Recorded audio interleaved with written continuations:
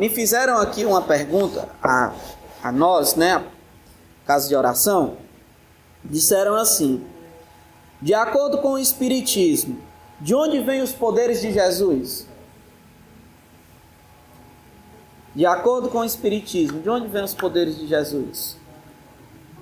Vamos tentar entender esses poderes, né? Esses poderes que ele está falando aqui são os milagres contidos, os fenômenos dados como milagres no Evangelho. Se for, nós vamos começar a esclarecer algumas coisas. Os chamados milagres, na realidade, são fenômenos naturais. Algumas pessoas acreditam e atribuem a palavra milagre por aquilo que não tem explicação. Um fenômeno natural existe a explicação. O fato de uma pessoa não saber a explicação daquele acontecimento não quer dizer que a explicação não exista. Certo? Então vamos para a frente. O que nós vamos falar aqui está no livro A Gênese, de Allan Kardec. Então, primeira coisa, as características desses milagres são fenômenos naturais e que também estão associados a energias que nós chamamos de fluidos. Esses fenômenos ocorridos no Evangelho, né? Como eu disse, nós vamos encontrar uma referência, uma explicação muito boa no livro A Gênese de Allan Kardec, no capítulo 15. Então vamos lá. Alguns fatos narrados no Evangelho como miraculoso. A maioria desses fatos são fenômenos psíquicos. Como assim, Léo? Fenômenos psíquicos, que é uma capacidade atribuída ao espírito imortal, à alma. É uma condição que o espírito imortal tem. Não especificamente somente Jesus, o Cristo.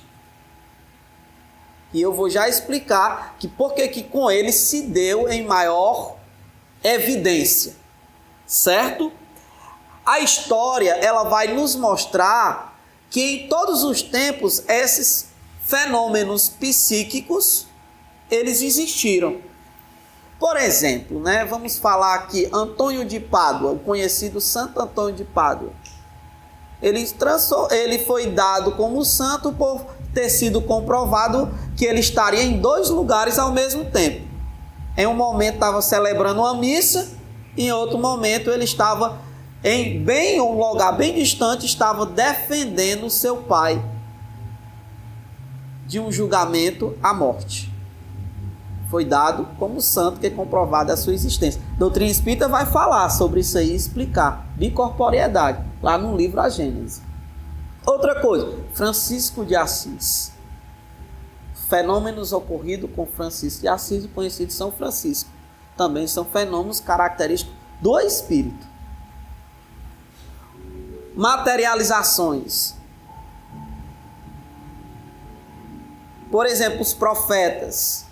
Profeta muito conhecido é o profeta Elias, que produziu um fenômeno para poder fazer chover e provar a existência de Deus. Daí ele depois mandou matar 400 sacerdotes. Então são fenômenos atribuídos ao espírito imortal. Mas, com tudo isso, esses fenômenos, eles só acontecem devido ao espírito imortal possuir um corpo espiritual, que nós chamamos perispírito. E esse corpo é a ligação, é o que dá a condição ao espírito agir sobre a matéria.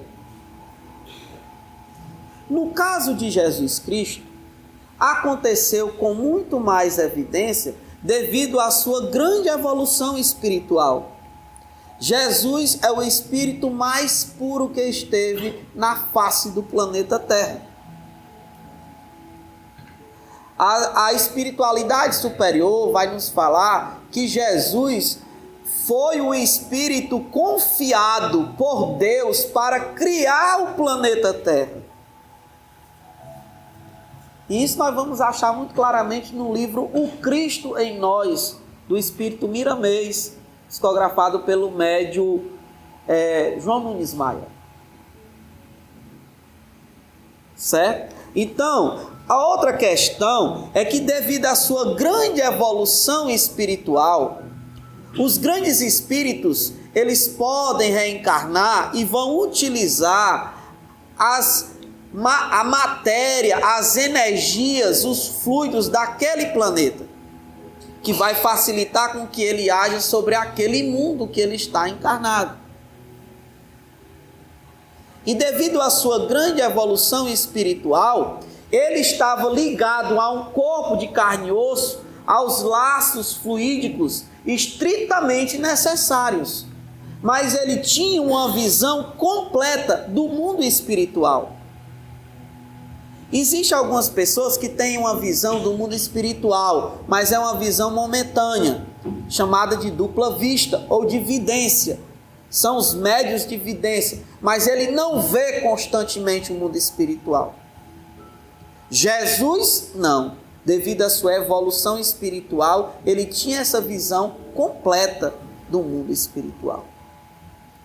Devido à sua evolução espiritual e ter o conhecimento, porque o espírito para evoluir, ele tem que evoluir em conhecimento e em moralidade. Devido à sua evolução espiritual, o seu conhecimento e a sua moralidade, ele podia com muita facilidade manipular as energias fluídicas, os fluidos, para realizar curas. Por isso que ele fazia os aleijados andarem, os cegos enxergarem, por isso que ele curava os leprosos. No mundo espiritual existe uma hierarquia. E o que predomina nessa hierarquia é a sua evolução, é o seu apego ou desapego às coisas materiais. Então, como Jesus era um espírito puro, da qual não tinha mais imperfeição, não tinha mais defeito, não tinha mais vícios materiais e morais, todos aqueles que tivessem uma evolução inferior à dele, o obedeciam. Daí, de pessoas que viveram ao seu tempo, diziam que ninguém conseguia olhar para Jesus sem conseguir ficar emocionado. O envolvimento de Jesus. Daí ele poder dizer aos espíritos imperfeitos que dominavam algumas pessoas, dizer: retira-te e sai.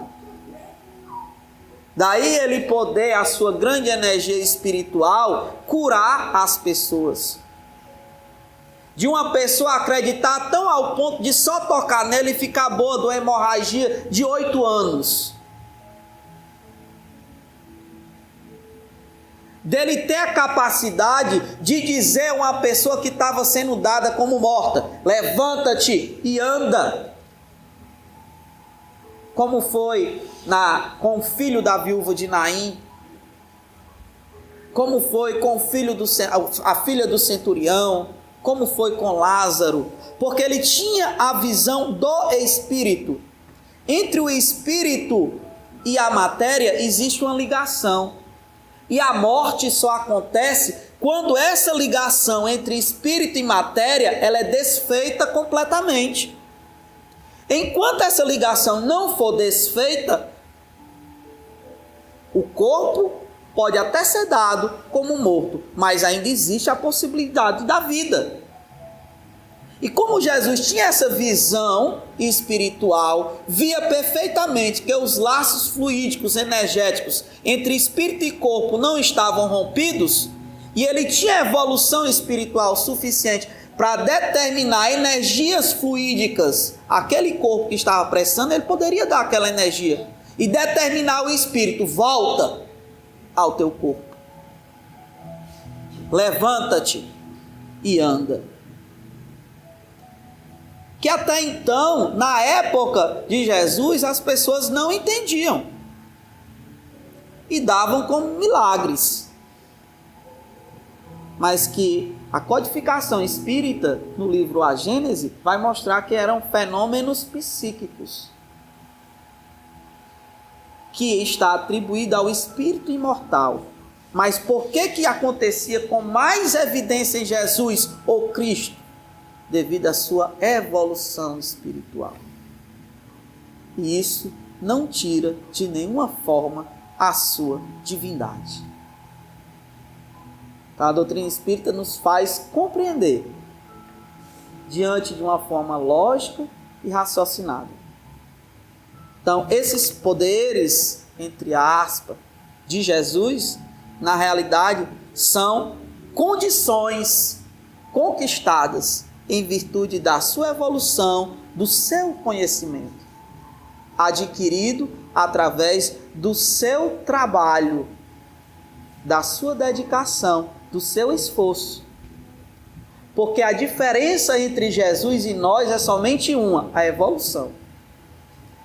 Porque nós e Jesus fomos criados do mesmo princípio: simplicidade e ignorância. Diz os Espíritos Benevolentes na questão 115 do Livro dos Espíritos. Simplicidade em conhecimento, em sentimentos, e ignorância em conhecimento. Mas todos destinados ao mesmo lugar, ao progresso e à evolução. E Deus, na sua misericórdia, tanto deu a Jesus como está dando a nós condições de evolução. Cabe a gente aproveitar essas oportunidades, essas condições, para podermos fazer valer as palavras de Jesus o Cristo. Tudo o que eu fiz, vocês podem fazer e muito mais.